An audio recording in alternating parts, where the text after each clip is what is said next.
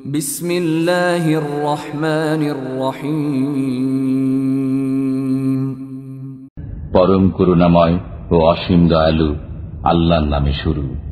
حميم حميم تنزيل من الرحمن الرحيم এটা অবতীর্ণ পরম করুণাময় দয়ালুর পক্ষ থেকে। كتاب فصلت آياته قرآنا عربيا لقوم يعلمون এটা কিতাব, এর আয়াতসমূহ বিশদভাবে বিবৃত আরবি কোরআন রূপে জ্ঞানী লোকদের জন্য। بشيرا ونذيرا فأعرض أكثرهم فهم لا يسمعون সুসংবাদদাতা ও সতর্ককারী রূপে, অতঃপর তাদের অধিকাংশই মুখ ফিরিয়ে নিয়েছে, তারা শুনে না। وقالوا قلوبنا في أكنة مما تدعونا إليه وفي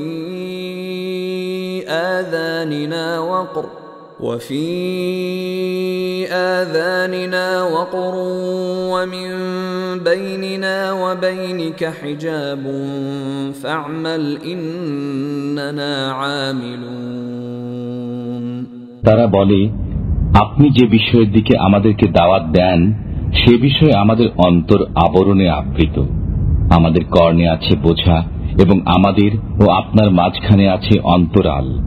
অতএব আপনি আপনার কাজ করুন এবং আমরা আমাদের কাজ করি।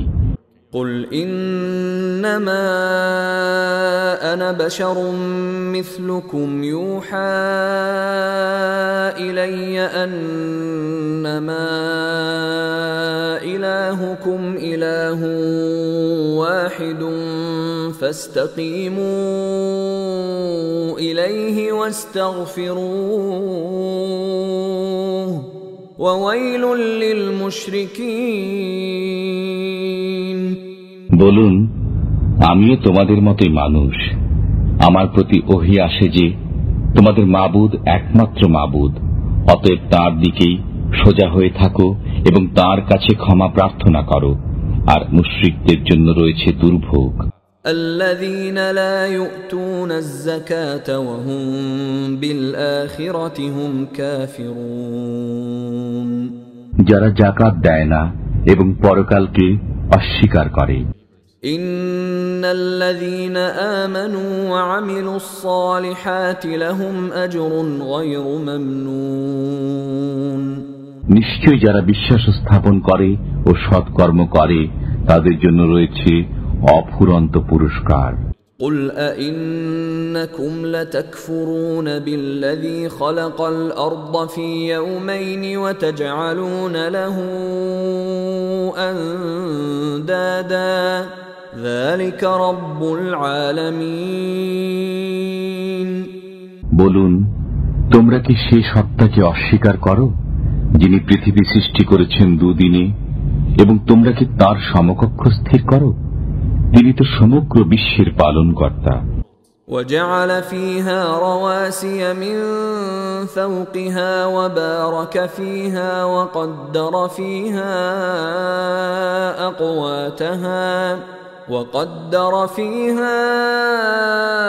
أقواتها في 4 أيام سواء للسائلين তিনি পৃথিবীর উপরিভাগে অটল পর্বতমালা স্থাপন করেছেন, তাতে কল্যাণ নিহিত রেখেছেন এবং 4 দিনের মধ্যে তাতে তার খাদ্যের ব্যবস্থা করেছেন, পূর্ণ হল জিজ্ঞাসুদের জন্য। ثم استوى إلى السماء وهي دخان فقال لها وللأرض ائتيا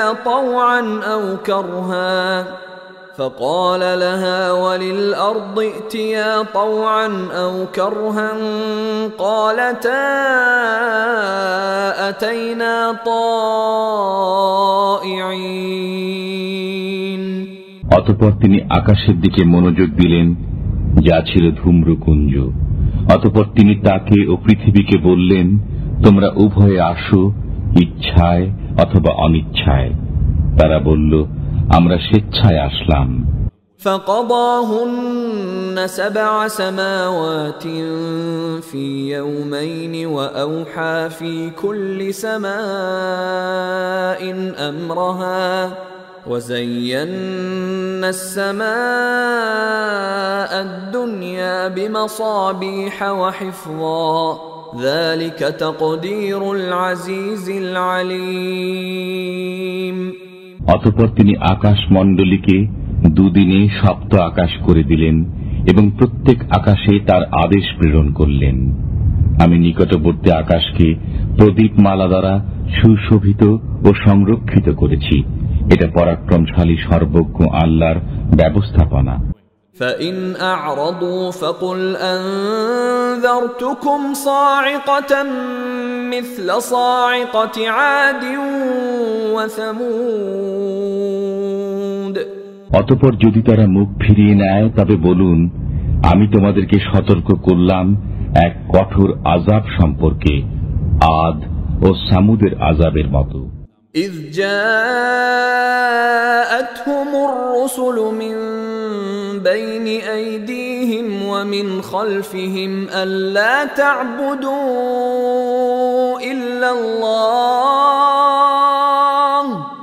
قالوا لو شاء ربنا لأنزل ملائكة فإنا بما أرسلتم به كافرون। যখন তাদের কাছে রাসূলগণ এসেছিলেন সম্মুখ দিক থেকে এবং পেছন দিক থেকে এই কথা বলতে যে তোমরা আল্লাহ ব্যতীত কারো পূজা করো না, তারা বলেছিল, আমাদের পালনকর্তা ইচ্ছা করলে অবশ্যই ফেরেশতা প্রেরণ করতেন, অতএব আমরা তোমাদের আনিত বিষয় অমান্য করলাম। فأما عاد فاستكبروا في الأرض بغير الحق وقالوا من أشد منا قوة أولم يروا أن الله الذي خلقهم هو أشد منهم قوة وكانوا بآياتنا يجحدون। যারা ছিল আদ তারা পৃথিবীতে অযথা অহংকার করল এবং বলল, আমাদের অপেক্ষা অধিক শক্তিধর কে? তারা কি লক্ষ্য করেনি যে আল্লাহ তাদেরকে সৃষ্টি করেছেন, তিনি তাদের অপেক্ষা অধিক শক্তিধর? বস্তুত তারা আমার নিদর্শনাবলী অস্বীকার করত। فأرسلنا عليهم ريحا صرصرا في أيام نحسات لنذيقهم عذاب الخزي في الحياة الدنيا ولعذاب الآخرة أخزى وهم لا ينصرون। অতঃপর আমি তাদেরকে পার্থিব জীবনে লাঞ্ছনার আযাব আস্বাদন করানোর জন্য তাদের উপর প্রেরণ করলাম ঝঞ্ঝা বায়ু বেশ কতিপয় অশুভ দিনে, আর পরকালের আযাব তো আরো লাঞ্ছনাকর এমত অবস্থায় যে তারা সাহায্য প্রাপ্ত হবে না। وأما ثمود فهديناهم فاستحبوا العمى على الهدى فأخذتهم صاعقة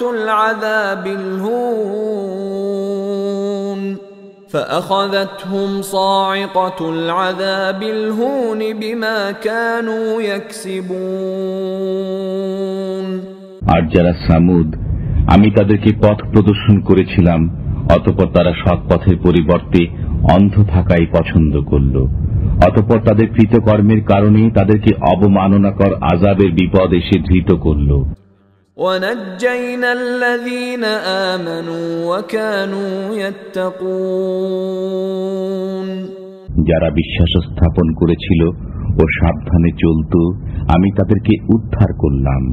وَيَوْمَ يُحْشَرُ أَعْدَاءُ اللَّهِ إِلَى النَّارِ فَهُمْ يُوزَعُونَ।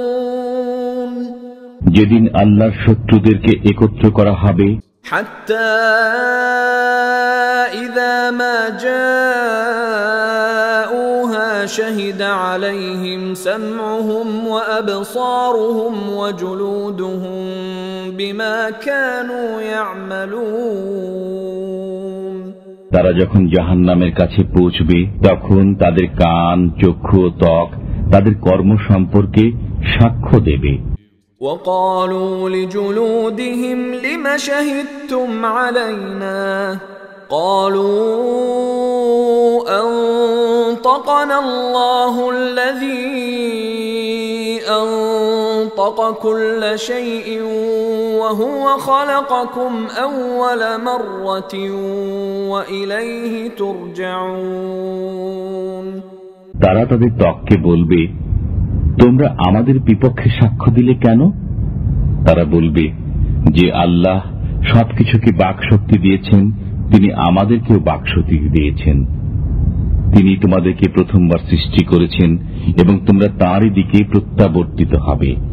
وما كنتم تستترون أن يشهد عليكم سمعكم ولا أبصاركم ولا جلودكم ولكن ظننتم أن الله لا يعلم كثيرا مما تعملون তোমাদের কান, তোমাদের চক্ষু এবং তোমাদের ত্বক তোমাদের বিপক্ষে সাক্ষ্য দেবে না, এই ধারণার বশবর্তী হয়ে তোমরা তাদের কাছে কিছু গোপন করতে না।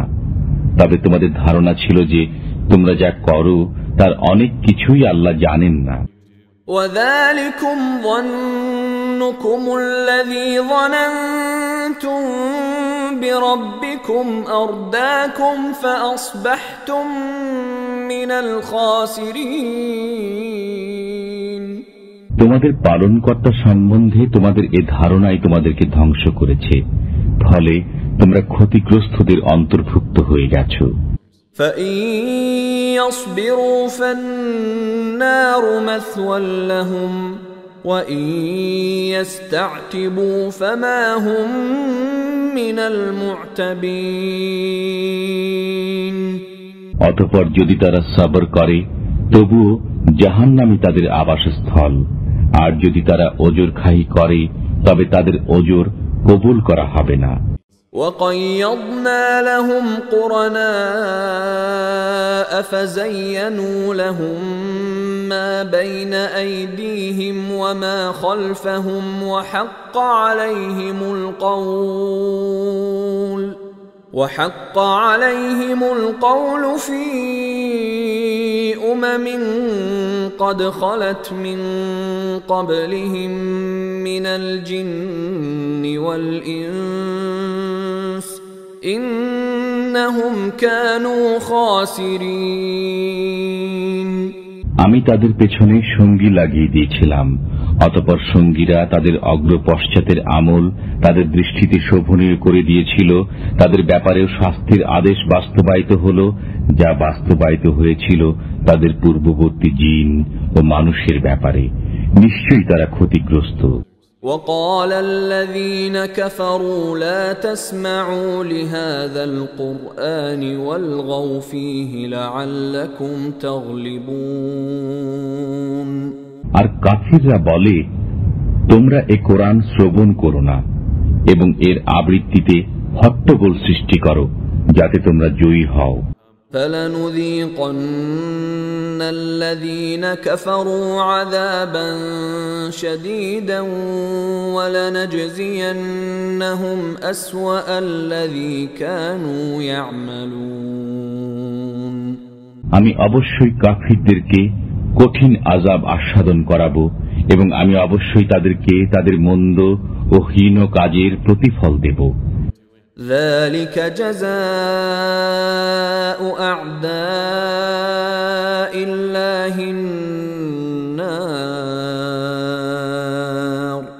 لهم فيها دار الخلد جزاء بما كانوا بآياتنا يجحدون এটা আল্লাহর শত্রুদের শাস্তি, জাহান্নাম, তাতে তাদের জন্য রয়েছে স্থায়ী আবাস, আমার আয়াতসমূহ অস্বীকার করার প্রতিফল স্বরূপ। وقال الذين كفروا ربنا أرنا الذين أضلانا من الجن والإنس نجعلهما تحت أقدامنا ليكونا من الأسفلين। কাফিররা বলবে, হে আমাদের পালনকর্তা, যেসব জিন ও মানুষ আমাদেরকে পথভ্রষ্ট করেছিল তাদেরকে দেখিয়ে দাও, আমরা তাদেরকে পদদলিত করব যাতে তারা যথেষ্ট অপমানিত হয়। ইন্নাল্লাযীনা ক্বালু রাব্বুনাল্লাহু থুম্মা ইসতাকামু তাতানাজ্জালু আলাইহিমুল মালাঈকাতু আল্লা তাখাফু ওয়া লা তাহজানু وأبشروا بالجنة التي كنتم توعدون। নিশ্চয়ই যারা বলে আমাদের পালনকর্তা আল্লাহ, অতঃপর তাতেই অবিচল থাকে, তাদের কাছে ফেরেশতা অবতীর্ণ হয় এবং বলে, তোমরা ভয় করো না, চিন্তা করো না, এবং তোমাদের প্রতিশ্রুত জান্নাতের সুসংবাদ শোনো। نحن أولياؤكم في الحياة الدنيا وفي الآخرة ولكم فيها ما تشتهي أنفسكم ولكم فيها ما تدعون। ইহকালে ও পরকালে আমরা তোমাদের বন্ধু, সেখানে তোমাদের জন্য আছে যা তোমাদের মন চায়, এবং সেখানে তোমাদের জন্য আছে যা তোমরা দাবি করো। নুজুলাম মিন গফুরির রহিম, এটা ক্ষমাশীল করুণাময়ের পক্ষ থেকে সাদর আপ্যায়ন। ওয়ামান আহসানু কওলাম মিম্মান দাআ ইলাল্লাহি ওয়া আমিলা সালিহান ওয়া ক্বালা ইন্নানী মিনাল মুসলিমিন। যে আল্লাহর দিকে দাওয়াত দেয়, সৎকর্ম করে এবং বলে আমি একজন আজ্ঞাবহ, তার কথা অপেক্ষা উত্তম কথা আর কার? ওয়ালা তাস্তাউিল হাসানাতু ওয়ালাস সাইয়্যিআহ ইদফা' বিল্লাতী হিয়া আহসানু ফাইযাল্লাযী বাইনাকা ওয়া বাইনাহু আদাওয়াতুন কাআন্নাহু ওয়ালিয়্যুন হামীম। সমান নয় ভালো মন্দ, জবাবে তাই বলুন যা উৎকৃষ্ট, তখন দেখবেন আপনার সাথে যে ব্যক্তির শত্রুতা রয়েছে সে যেন অন্তরঙ্গ বন্ধু। ওয়ামা ইউলাক্কাহা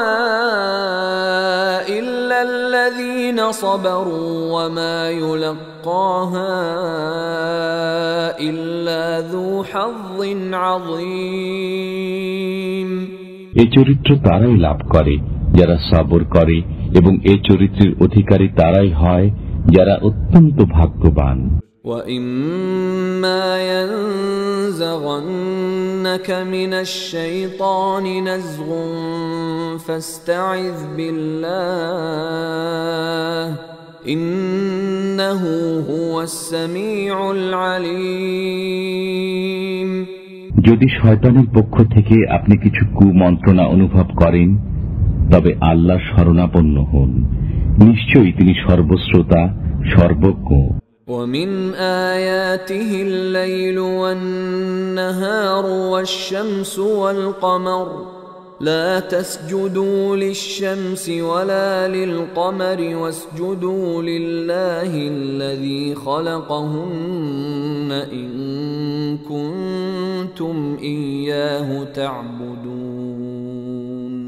তার নিদর্শন সমূহের মধ্যে রয়েছে দিবস, রজনী, সূর্য ও চন্দ্র।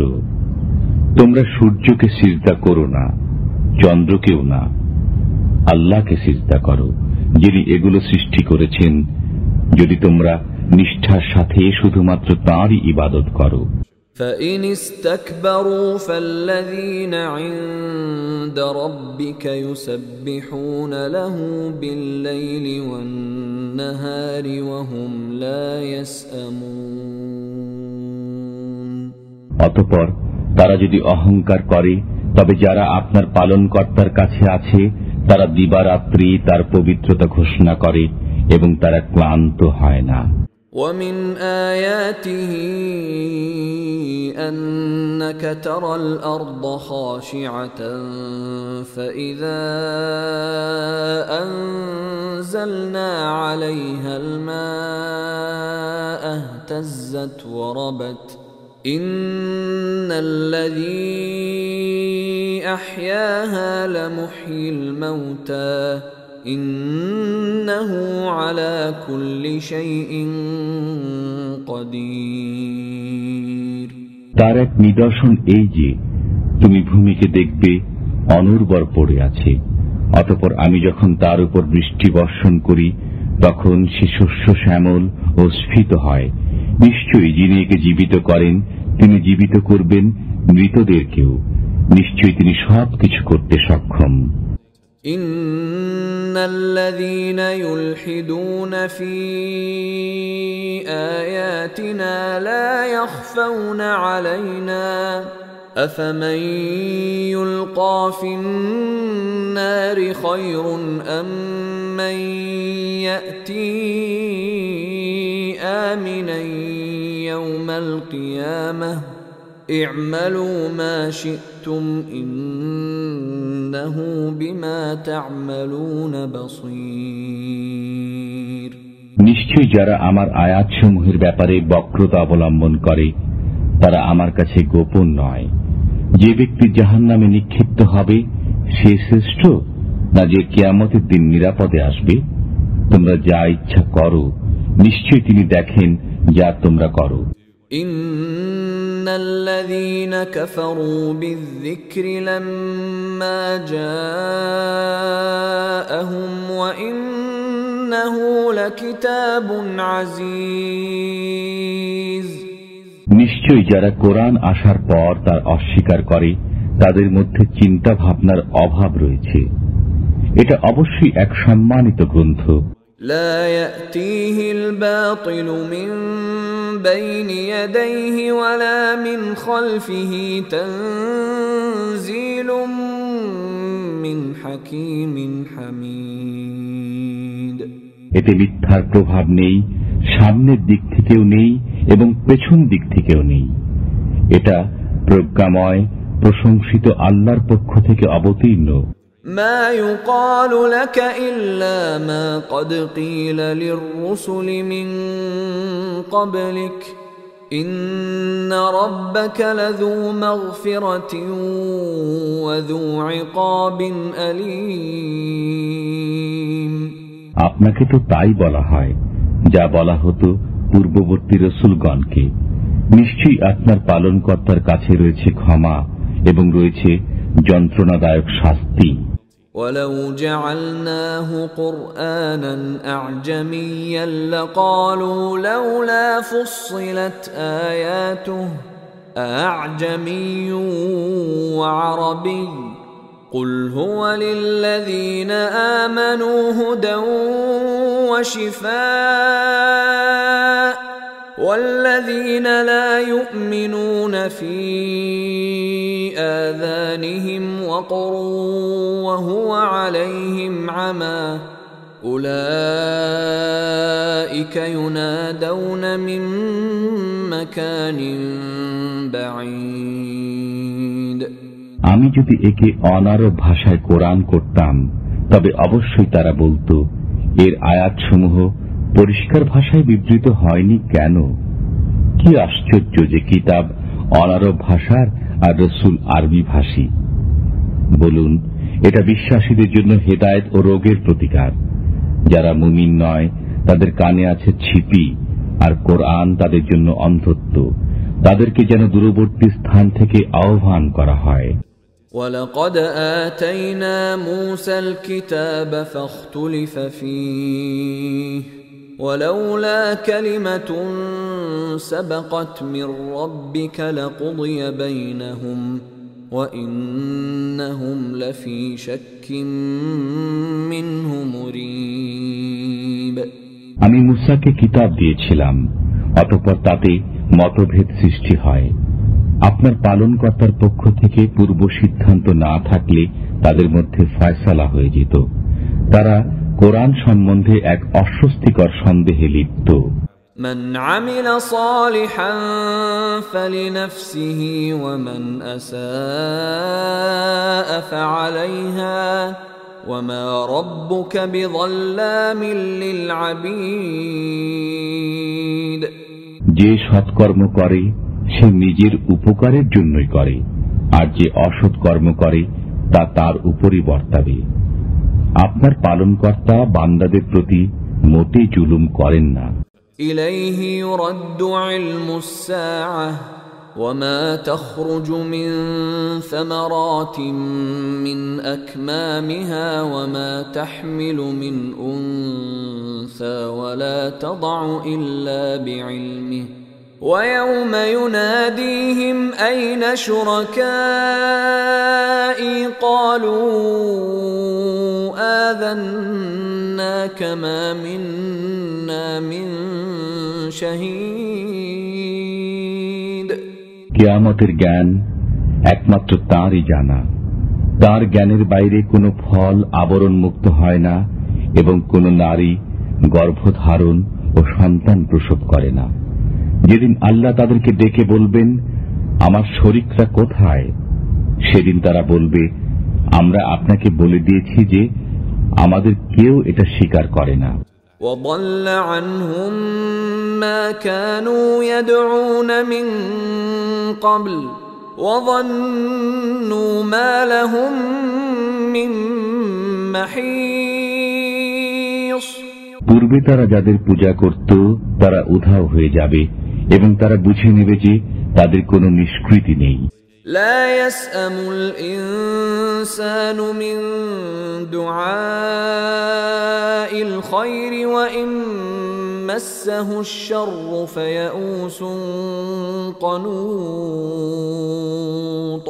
মানুষ উন্নতি কামনায় ক্লান্ত হয় না, যদি তাকে অমঙ্গল স্পর্শ করে তবে সে সম্পূর্ণরূপে নিরাশ হয়ে পড়ে। ولئن أذقناه رحمة منا من بعد ضراء مسته ليقولن هذا لي وما أظن الساعة قائمة ولئن رجعت إلى ربي إن لي عنده للحسنى فلننبئن الذين كفروا بما عملوا ولنذيقنهم من عذاب غليظ। বিপদ আপদ স্পর্শ করার পর আমি যদি তাকে আমার অনুগ্রহ আস্বাদন করাই, তখন সে বলতে থাকে, এটা যে আমার যোগ্য প্রাপ্য। আমি মনে করি না যে কিয়ামত সংঘটিত হবে। আমি যদি আমার পালনকর্তার কাছে ফিরে যাই তবে অবশ্যই তার কাছে আমার জন্য কল্যাণ রয়েছে। অতএব আমি কাফিরদেরকে তাদের কর্ম সম্পর্কে অবশ্যই অবহিত করব এবং তাদেরকে অবশ্যই আস্বাদন করাবো কঠিন শাস্তি। وَإِذَا أَنْعَمْنَا عَلَى الْإِنسَانِ أَعْرَضَ وَنَأَى بِجَانِبِهِ وَإِذَا مَسَّهُ الشَّرُّ فَذُو دُعَاءٍ عَرِيضٍ। আমি যখন মানুষের প্রতি অনুগ্রহ করি তখন সে মুখ ফিরিয়ে নেয় এবং পার্শ্ব পরিবর্তন করে, আর যখন তাকে অনিষ্ট স্পর্শ করে তখন সুদীর্ঘ দোয়া করতে থাকে। قُلْ أَرَأَيْتُمْ إِنْ كَانَ مِنْ عِنْدِ اللَّهِ ثُمَّ كَفَرْتُمْ بِهِ مَنْ أَضَلُّ مِمَّنْ هُوَ فِي شِقَاقٍ بَعِيدٍ। বলুন, তোমরা ভেবে দেখেছ কি, যদি এটা আল্লাহর পক্ষ থেকে হয় অতঃপর তোমরা কি অমান্য করো, তবে যে ব্যক্তি ঘোর বিরোধিতা লিপ্ত তার চাইতে অধিক পথভ্রষ্ট আর কে? سنريهم آياتنا في الآفاق وفي أنفسهم حتى يتبين لهم أنه الحق أولم يكف بربك أنه على كل شيء شهيد। এখন আমি তাদেরকে আমার নিদর্শনাবলী প্রদর্শন করব পৃথিবীর দিগন্তে এবং তাদের নিজেদের মধ্যে। ফলে তাদের কাছে ফুটে উঠবে যে এ কোরআন সত্য। আপনার পালনকর্তা সর্ববিষয়ে সাক্ষ্যদাতা। এটা কি যথেষ্ট নয়? ألا إنهم في مرية من لقاء ربهم ألا إنه بكل شيء محيط। শুনে রাখো, তারা তাদের পালনকর্তার সাথে সাক্ষাতের ব্যাপারে সন্দেহে পতিত রয়েছে। শুনে রাখো, তিনি সব কিছুকে পরিবেষ্টন করে রয়েছেন।